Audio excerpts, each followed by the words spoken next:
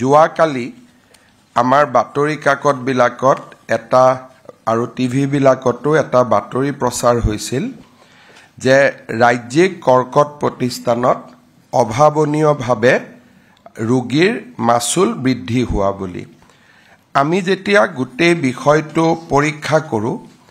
তাত এটাই কথা আমি বুজি পাওঁ যে 10,000 টকা তেওঁলোকে ৰোগীৰ পৰা আগধন লবৰ কাৰণে এটা নিৰ্দেশ দিছিলে আৰু সেই নিৰ্দেশটো যোৱাকালি ৰাতিয়ে মই বাতিল কৰিবৰ বাবে তেওঁলোকক নিৰ্দেশ দিছো আৰু তেওঁলোকে এটো বাতিল কৰিছে বাকি বাতৰি কাকত বা সংবাদ মাধ্যমৰ এটা কনফিউজন আছিলে যিখিনি মাচুল বৃদ্ধি কৰা হৈছিলে এই মাচুল বৃদ্ধি অকল কাৰ্ডৰ পেচেণ্টৰ ওপৰতহে কৰা হৈছে তাৰ মানে যাৰ আয়ুষ্মান অসম কাৰ্ড আছে আয়ুষ্মান ভাৰত কাৰ্ড আছে মেডিক্লেইম আছে ইন্স্যুৰেন্স আছে বা কৰ্পোৰেট সেক্টৰৰ পেচেণ্ট আছে তেওঁলোকৰ কাৰণেহে বৃদ্ধি হৈছে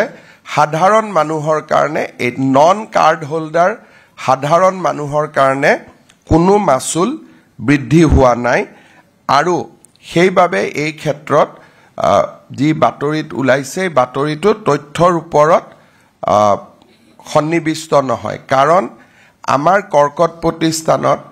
98% পেচেণ্ট 98% পেচেণ্ট কাৰ্ড লৈ হাতত যায় গতিকে তেওঁলোকে কোনো মাচুল দিব নালাগে তেওঁলোকে বিনা পইচাত সোমাই বিনা পইচাত ওলাই যায় এই যি মাচুল লোৱা নলোৱা এইটো ক্যান্সাৰ ইনষ্টিটিউট আৰু অসম চৰকাৰৰ মাজত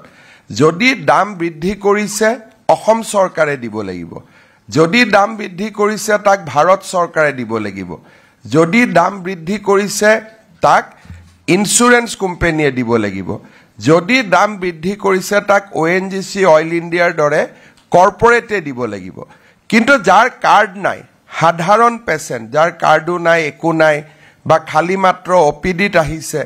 তেওঁলোকে আগৰ দৰে যি পঞ্জীয়ন মাচুল 100 টকা 100 টকাই দিব জেনাৰেল বিছনা 200 টকা আছিল 200 টকাই দিব ICUত 1500 টকা আছিল 1500 টকাই দিব কেবিন হলে 3000 আছিল 3000 এ দিব শেয়াৰ কেবিন 2000 আছিল 2000 এ দিব তাৰ মানে আপোনাৰ মোৰ লগত যদি কাৰ্ড নাই যেনেকুৱা সাংবাদিক এজনৰ হাতত কোনো কাৰ্ড নাই তেওঁ গলে পুৰণা ৰেটটোৱে পাব কিন্তু যদি মানুহজন দুখীয়া হ'ব পাৰে কিন্তু কাৰ্ডখন লৈ গৈছে তেতিয়া কাৰ্ডত আমি এই দামটো বেছি কৈ লম কাৰণ ভাৰত চৰকাৰৰ পৰা আমি টকাখিনি উভতাই পাম সো ভাৰত চৰকাৰে যেহেতু আমাক টকাটো দিব বঢ়ালেও গতিকে আমি ভাৰত চৰকাৰৰ পৰা টকাটো লোৱাটো কাৰো আপত্তি থাকিব নালাগে ইন্স্যুৰেন্স কোম্পানীয়ে টকাটো আমাক দিব তেওঁলোকৰ পৰা টকাটো লোৱাত কাৰো আপত্তি থাকিব নালাগে বা ONGC অইল ইণ্ডিয়াই দিব তেওঁলোকৰ পৰা লোৱাটো আপত্তি নাই কাৰণ তেতিয়া আমি হস্পিটালখন ভাল কৰি চলাব পাৰিম কিন্তু যাৰ কোনো কাৰ্ড নাই সাধাৰণ মানুহ বা আমাৰ কোনো ধৰণে তেওঁলোকে চৰকাৰৰ পৰা সহায় নাপায় তেওঁলোকৰ কাৰণে দাম আগৰ দৰে থাকিব গতিকে মই ভাবো যে 10,000 টকাটোক বাদ দি কোনো নিগেটিভ অৰ্ডাৰ নাছিলে আৰু 10,000 টকাটো আমি তেওঁলোকক নলবৰ কাৰণে ইতিমধ্যে নিৰ্দেশ দিছো আপুনি বিচৰা বাতৰি পাব কেৱল নিউজ 18 এপত নিউজ 18 এপ ডাউনলোড কৰিবলৈ স্ক্যান কৰক এই QR কোড গুগল প্লে ষ্টৰতো পাব এই নিউজ 18 এপ